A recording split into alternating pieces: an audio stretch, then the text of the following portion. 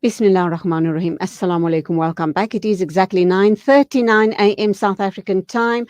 We're going to be crossing over to Pakistan. I think it's Islamabad in Pakistan to talk with Adnan Aamir, a Pakistani-based journalist, about the floods in Pakistan. But before we go to him, let's take a look at this video, depicting some of the disaster that has beset that part of the world, the Pakistani floods.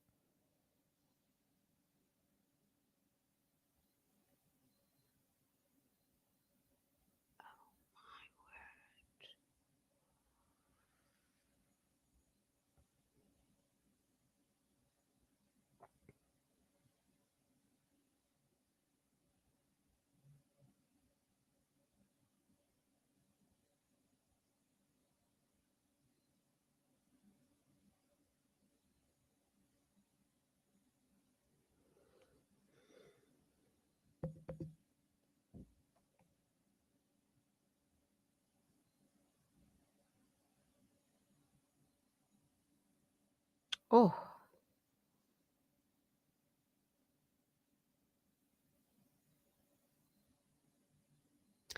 Unbelievable, is it not? And those are the that's the type of footage we have been viewing over the weekend regarding the Pakistani floods. Now, before we even go to Adnan Amir, let me just share some statistics with you.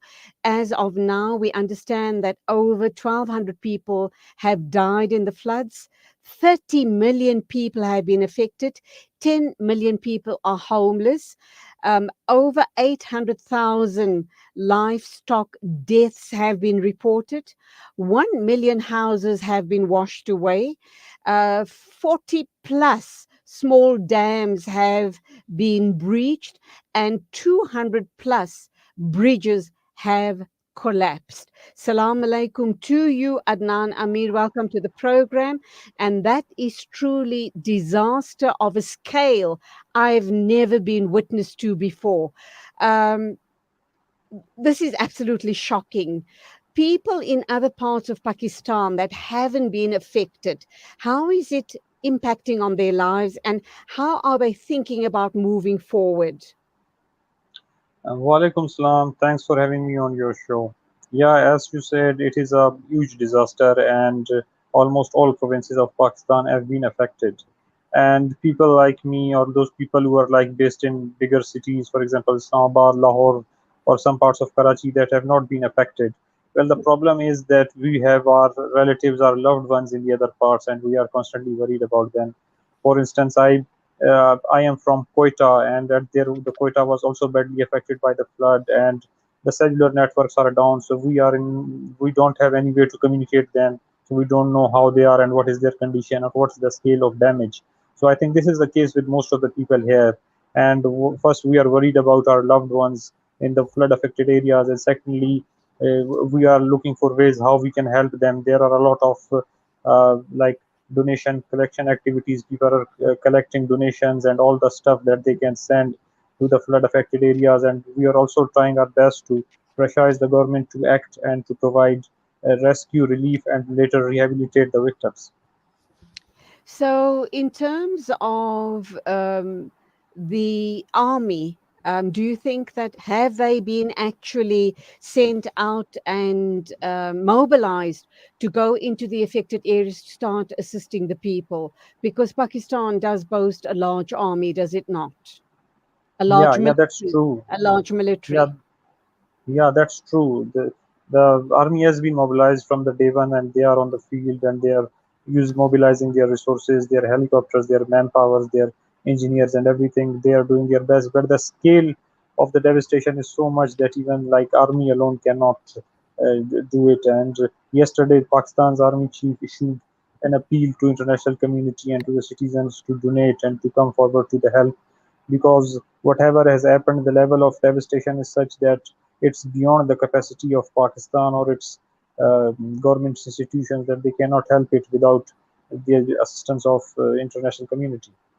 How has the international community responded? What I can tell you about the Muslim community in South Africa, we are small in number.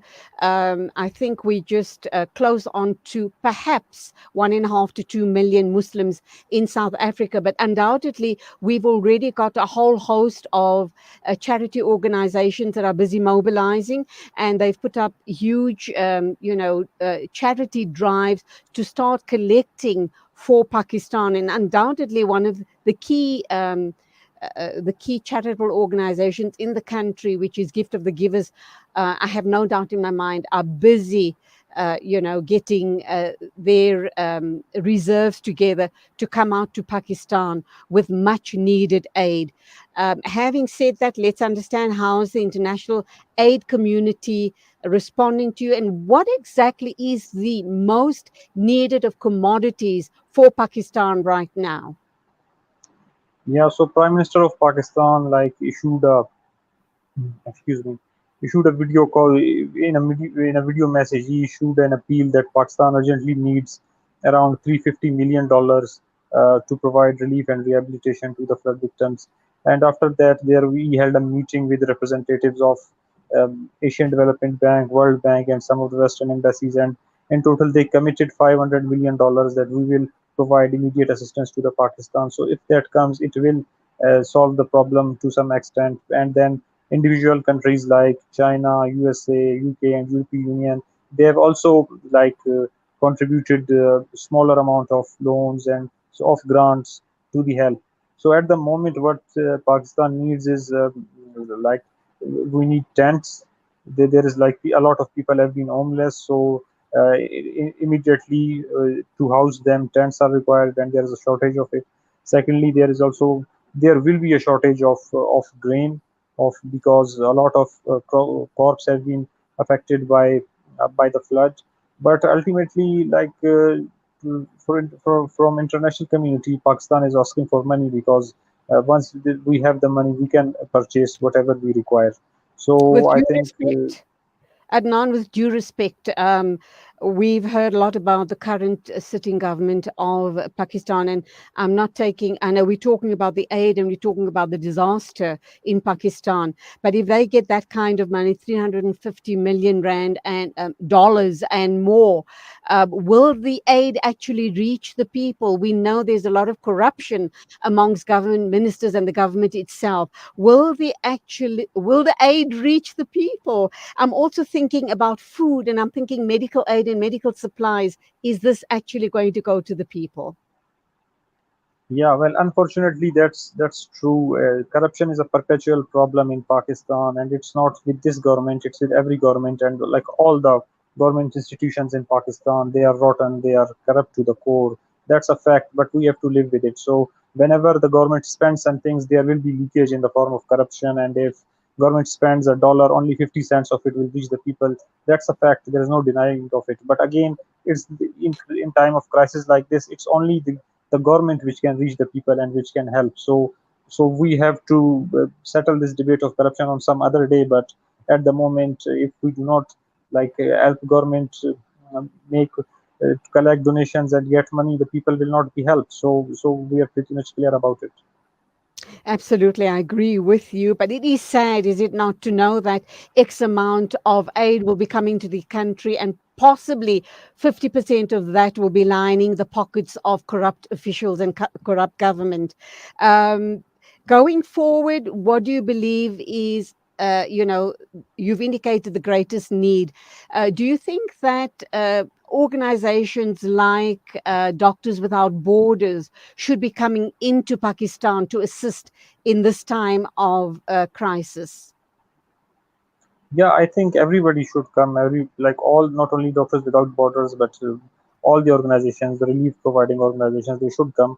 But I think at the moment, Pakistan has the capacity and the manpower. There are already many doctors in Pakistan who are ready to provide help and have already left for the flood affected areas.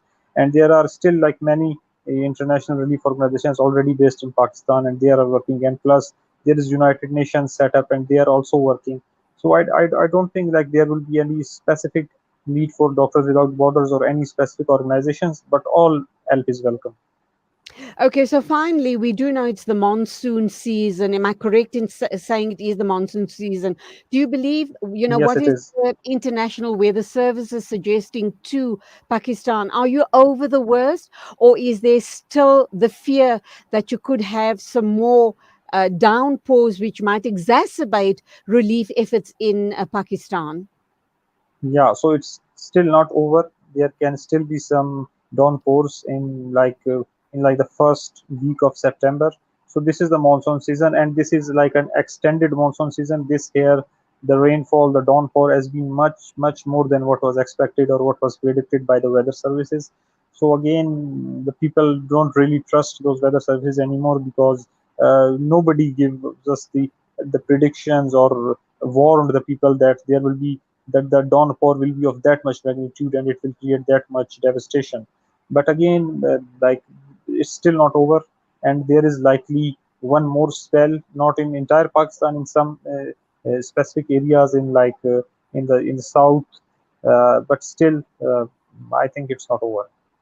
Finally, are the people adhering to the advice and adhering to the calls by government to move possibly to higher ground, if it is at all possible? Because we do know lots of bridges and crossings have been damaged or completely destroyed. So, in certain instances, it might be very difficult for people to reach safety on higher ground.